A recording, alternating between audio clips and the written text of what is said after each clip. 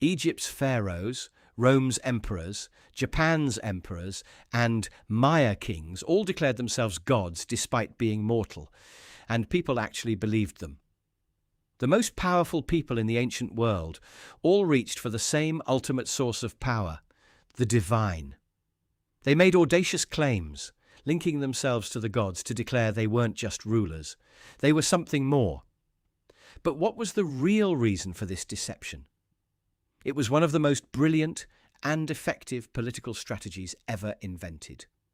It was a calculated system to turn raw military power into sacred authority, transform rebellious subjects into devout believers, and build empires that could last for thousands of years. This is the story of how claiming a connection to the gods became the ultimate political tool. All right, picture this. You've just conquered a vast territory. Your army is strong, but armies are expensive, and loyalty bought with fear is notoriously fickle. Your new kingdom is a patchwork of different tribes, languages, and local gods. They don't know you, they don't trust your tax collectors, and they certainly don't feel any allegiance to your family. This is the fundamental problem every ancient ruler faced, the problem of legitimacy. How do you justify your rule?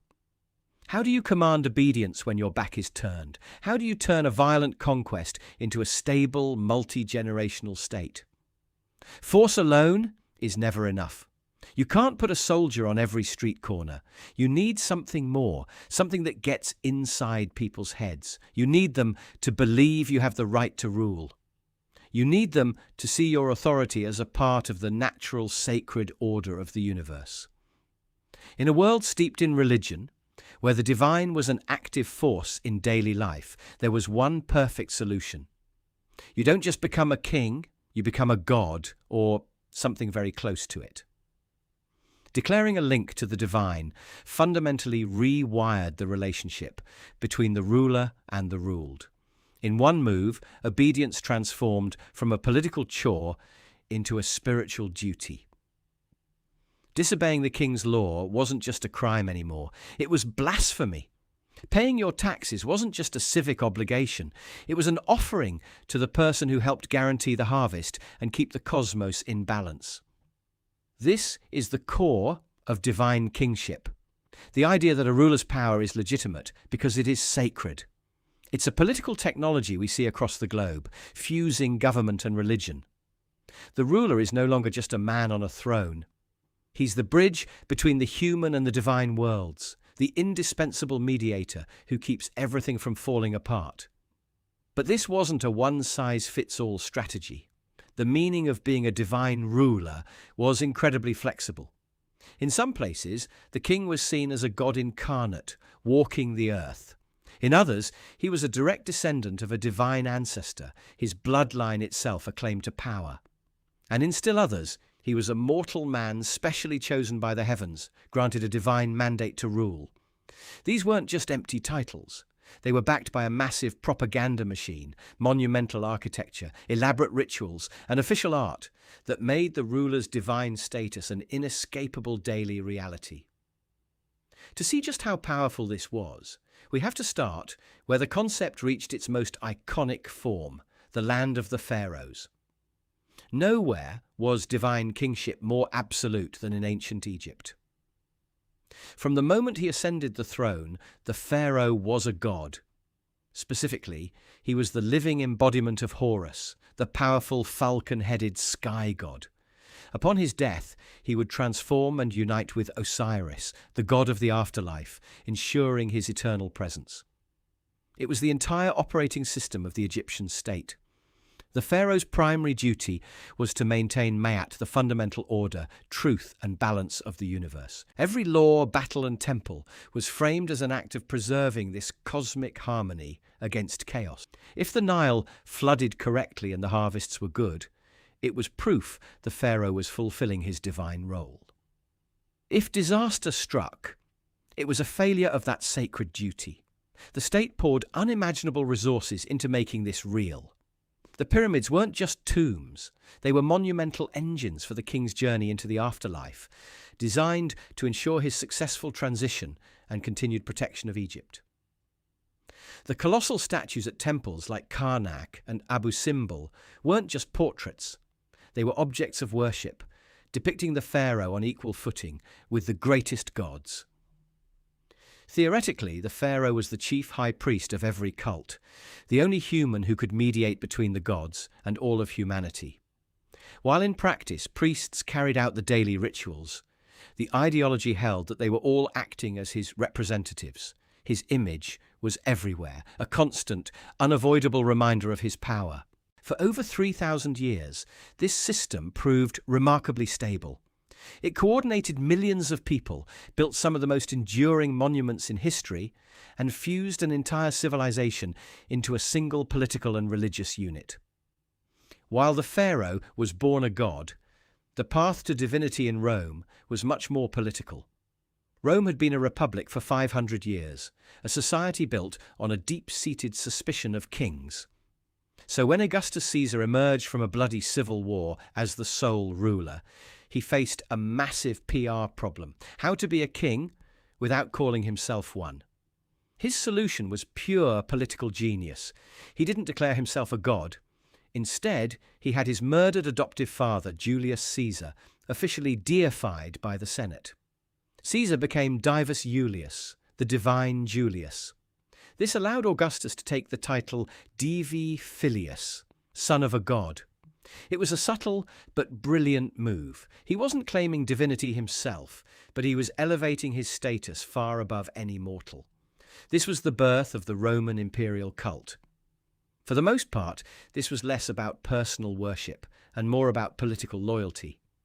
Across the vast empire, people weren't always asked to believe the emperor was a literal god. Instead, they performed rituals honoring the emperor's genius or divine spirit.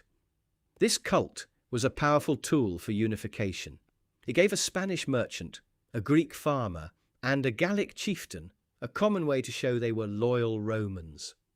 Refusing to participate wasn't just a religious disagreement, it was an act of treason.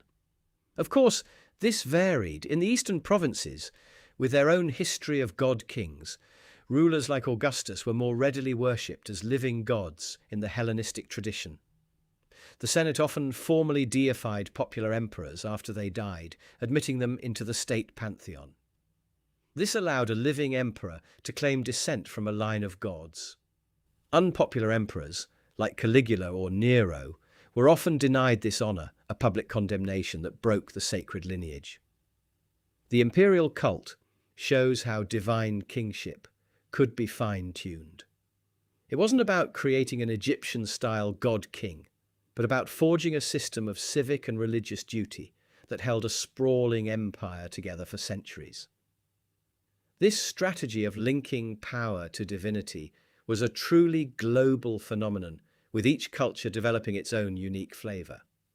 In Japan, the emperor's authority was rooted in being a direct descendant of the most powerful deity in the Shinto religion, the sun goddess Amaterasu.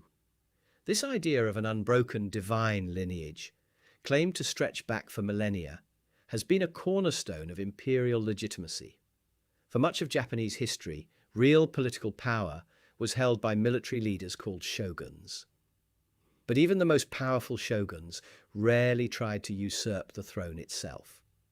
They ruled in the emperor's name because only the emperor, with his sacred ancestry, could provide the ultimate justification for their rule. His power wasn't military, it was symbolic and religious, which in many ways made it more fundamental. Meanwhile, halfway across the world in the jungles of Mesoamerica, a common model for the rulers of Maya city-states was the Kuhul Ajaz, or Holy Lord. This title conveyed their role as sacred mediators between the human world and the supernatural realm. A Maya king was a cosmic pivot point. It was his duty to perform sacred rituals, including painful acts of personal bloodletting, that were believed to nourish the gods and maintain the order of the universe. His power was tied to his ability to commune with deities and ensure the sun would rise, the rain would fall, and the maize would grow. Maya art is filled with images of kings dressed as gods, embodying divine forces like the sun god Kinich Ajar. This wasn't just art. It was a depiction of their core job description, to serve as the ultimate shaman for their people. From the divine bloodline of Japan to the ritual duties of the Maya, the pattern is clear. Whether as a descendant, a mediator, or a god incarnate, linking the throne to the heavens was one of the ancient world's most effective tools for making power legitimate. The relationship between power and belief is one of the great themes of history. If you find these deep dives into how the ancient world was really run fascinating, consider subscribing for more on the architecture of power and civilization. So, why did so many ancient rulers want to be seen as divine? Because it was one of the most powerful political tools they had. In a world without mass communication or secular constitutions, linking earthly power to divine authority was a brilliant solution to the problem of legitimacy. It was rarely just about ego. It was a sophisticated strategy to make obedience a sacred duty and rebellion a sin. It transformed the state from a mere human institution into a reflection of the cosmic order itself. The forms were different. The god king in Egypt, the political cult in Rome, the divine bloodline in Japan, and the cosmic mediator in the Maya world, but the function was the same.